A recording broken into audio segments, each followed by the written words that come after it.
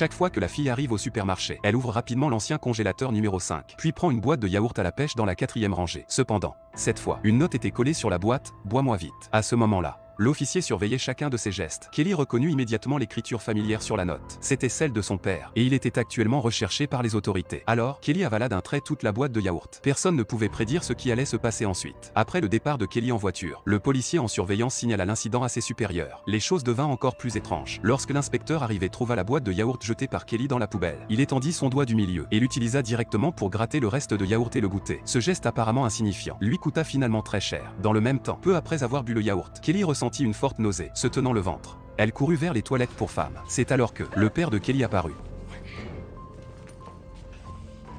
Mais il ne serra pas dans ses bras sa fille perdue de vue depuis des années. Il alla immédiatement chercher l'appareil d'écoute secrètement placé sur elle par la police, et utilisa un brouilleur pour bloquer son signal. John, en réalité agent de la CIA, était un homme capable de prédire le comportement humain. Tant que Kelly prenait l'antidote qu'il avait apporté, elle serait hors de danger. Mais sans antidote, les conséquences dépasseraient de loin son imagination. Durant leur brève réunion, Kelly révéla une vérité choquante. Après l'assassinat de sa mère tant aimée, son beau-père Jesse avait soudain commencé à être accompagné de gardes du corps. Et la version des policiers selon laquelle John était le meurtrier pouvait faire partie d'un complot de Jesse. John prit une décision dangereuse. Il suivit le convoi de Jesse pour les forcer à révéler la vérité derrière la mort de son ex-femme. Mais alors qu'il roulait sur la route de montagne sinueuse, un grand SUV surgit soudain derrière lui.